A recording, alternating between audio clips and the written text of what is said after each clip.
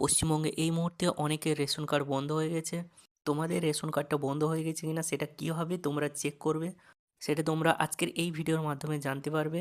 Ration card বন্ধ হওয়ার প্রধান যে কারণটি উঠে আসছে সেটা হলো family income, PHH, SPHH, AAY, RKSY 1, RKSY 2। তো যাদেরই এই রেশন কার্ড বন্ধ হয়ে গেছে তারা কিন্তু আর রেশন কার্ডের সুবিধা পাবে না। তো এখন কীভাবে তোমরা চেক করবে যে তোমাদের রেশন কার্ডটা বন্ধ হয়ে গেছে কিনা, তোমাদের আর রেশন দেওয়া হবে কিনা, কিভাবে তোমরা স্ট্যাটাসটা চেক করবে এবং কোন কারণের জন্য তোমাদের রেশন কার্ডটা বন্ধ হয়েছে সেটাও কিন্তু তোমরা খুব সহজেই নিজেদের মোবাইল থেকে জানতে পারবে। তার আগেই বলে রাখি, রেশন কার্ড নিয়ে একটা বড় অভিযোগ করা হয়েছে। পশ্চিমবঙ্গ সরকারের খাদ্য ও সরবরাহ দপ্তরের সচিবের কাছে চিঠি দিয়েছে all India fair price shop dealers federation.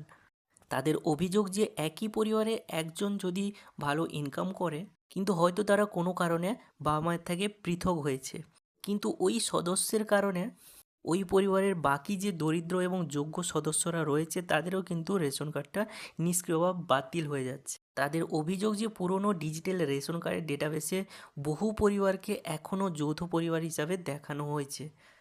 ফেডারেশনের দাবি, দীর্ঘদিন ধরে ফ্যামিলি স্প্লিটিং অর্থাৎ পরিবারের যে বিভাজন বা পরিবারের পৃথকীকরণের প্রক্রিয়া কার্যত বন্ধ থাকায় সাধারণ মানুষ নতুন করে আলাদা রেশন কার্ড আর করতে পারছে না। এবার আমরা দেখে নেব যে কীভাবে আমরা এই স্ট্যাটাসটা চেক করব যে আমাদের রেশন কার্ডটা ক্যান্সেল হয়েছে নাকি এখনও অ্যাক্টিভ আছে। তো তার জন্য প্রথমে তোমাদেরকে একটা ওয়েবসাইটে চলে আসতে হবে, food.wb.gov.in। তো এই ওয়েবসাইটের লিঙ্কটা ভিডিও ডেসক্রিপশানে দেওয়া রয়েছে, তো ওখান থেকে তোমরা ডাইরেক্ট এই ওয়েবসাইটে চলে আসতে পারো। তো এই ওয়েবসাইটে আসার পর নিচের দিকে একটু স্ক্রল করবে, স্ক্রল করলে নিচের দিকে দেখতে হবে স্পেশাল সার্ভিস। তো এই স্পেশাল সার্ভিসের নিচে দেখো ভেরিফাই রেশন কার্ড বলে একটা অপশান পেয়ে যাবে। তো এই ভেরিফাই রেশন কার্ড অপশানে তোমাকে ক্লিক করে দিতে হবে। এরপর তোমরা এখান থেকে তোমাদের রেশন কার্ডের স্ট্যাটাসটা দেখতে পারবে। তো প্রথমেই রয়েছে সার্চ টাইপ। তো সার্চ টাইপে এখানে তোমরা রেশন কার্ডের নাম্বার, মেম্বার আইডি বা আধার কার্ডের নাম্বার দিতে পারো। তো এখানে রেশন কার্ডের নাম্বারটাই সিলেক্ট করে রাখবে। এরপর তোমাকে নিচে রেশন কার্ডের নাম্বারটা দিয়ে দিতে হবে। তো রেশন কার্ডের নাম্বারটা দেওয়ার পর নিচে ক্যাপচাটা যেরকমভাবে আছে ওরকমভাবে তোমাকে ফিল আপ করে দিতে হবে। ফিল আপ করে দেওয়ার পর সার্চ অপশানে ক্লিক করবে। তো যখনই সার্চ অপশানে ক্লিক করবে তোমাদের পুরো রেশন কার্ডের ডিটেলসটা তোমাদের দেখিয়ে দেবে। এরপর নিচের দিকে তোমরা দেখতে হবে স্ট্যাটাস। তো এই স্ট্যাটাস অপশানে যদি তোমাদের ক্যান্সেল দেখায় তাহলে জানবে যে তোমার রেশন কার্ডটা ক্যান্সেল হয়ে গেছে, অর্থাৎ বাতিল হয়ে গেছে। তাহলে তুমি আর রেশনের সুবিধাগুলো আর পাবে না।